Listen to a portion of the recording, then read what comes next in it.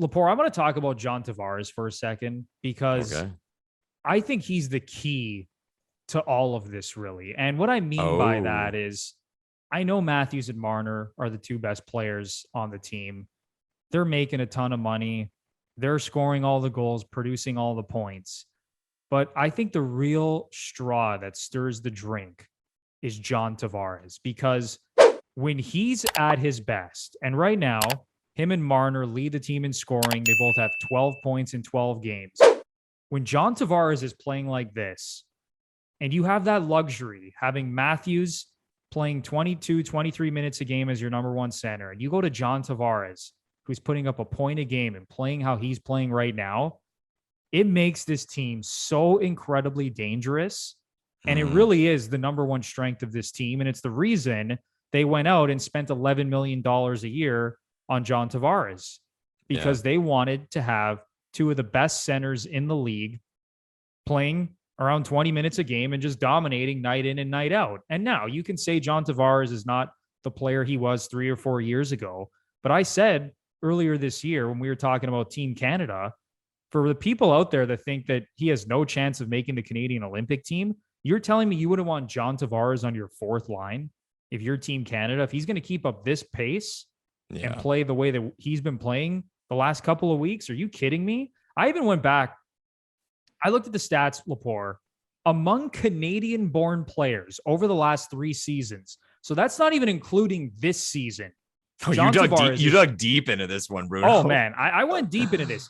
Fourth in goals among Canadian born players over the last 3 seasons with 92 goals. Second in even strength goals and top 10 in points among Canadian born players over the last 3 seasons, not including this season right now. So for people who think that, oh, it's just Leaf fans saying John Tavares is going to make the Canadian Olympic team, like, no, he is very much in play to make that team.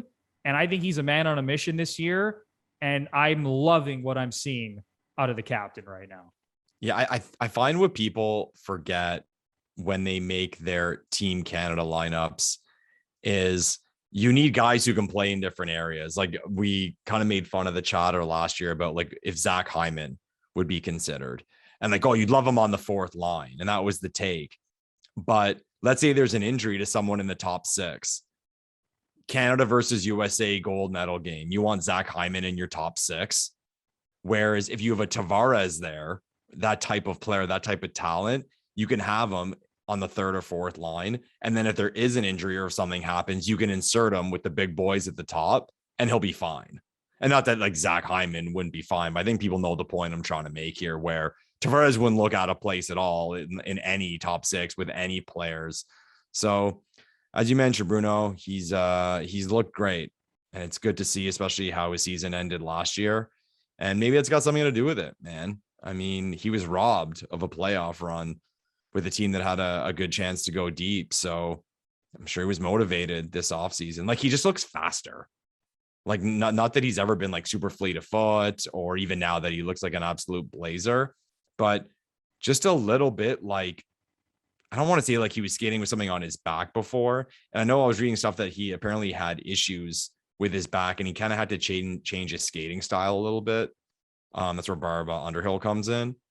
But he's looked good, man. He's looked fresh. Fresh is the word I would use to describe how his season has started. And it's good to see, man. It's good to see because everyone's very grateful to have Tavares on the Leafs. And it's funny how personalities play in, like you mentioned, like Matthews' demeanor and Marner's demeanor. It's easy to shit on those guys. Like the media for the media, it's a piece of cake just to shit on them because they're young, a little flamboyant, like they can come off as arrogant because I mean they probably are. But with Tavares, you don't necessarily hear it as often. And I think it's because at the end of the day, people just really like him. They like him. Like he never says the wrong thing. You never have to question anything. There's never been anything off the ice. He's a husband. He's a father. You know what I mean? Like all that stuff. So I just find like says all the right things. yeah, like and it is funny, like this year, like I always kind of had that internal debate in my brain of like whether or not, and not that I had a problem with Tavares being named captain, but like, should it have been Matthews? You know what I mean? I know all that stuff happened in Arizona, but early in this year, like even going through that losing streak, I was like, no, John Tavares is the captain. Like John Tavares, like I mentioned, like that lumberjack goal, that's the type of goal I want to see from the guy who's my captain. And it's awesome, man. Like you said, all positives so far from JT. Even during the losing streak, he looked good. Like you didn't hear anyone shitting on John Tavares about his effort or, you know, him not bringing enough. It's awesome, man. It's good stuff. He's playing well. And I think another big thing with him is just his timing, because like you said, he looks like he is skating better this year, but he's nowhere near the skater that the other members of the Leafs core four are. So John Tavares, he's more of a timing, a rhythm guy, being in the right spot, scoring those goals in tight. And it just seems like everything is going well for him right now. And it's so great to see, considering the injury that he dealt with in the playoffs against the Montreal Canadiens. So good for John Tavares, and Leafs Nation is extremely happy that he's playing the way he's playing right now. Lepore. I'll throw it out there too. Not to get too deep in it, but like how good has Kerfoot looked on that line? He's looked good. They found a place, man. He's flying out there, because when Kerfoot came in the Kadri trade, he was supposed to be the third center. Yeah. And you were supposed to have a top three center trio of Matthews, Tavares, and Kerfoot.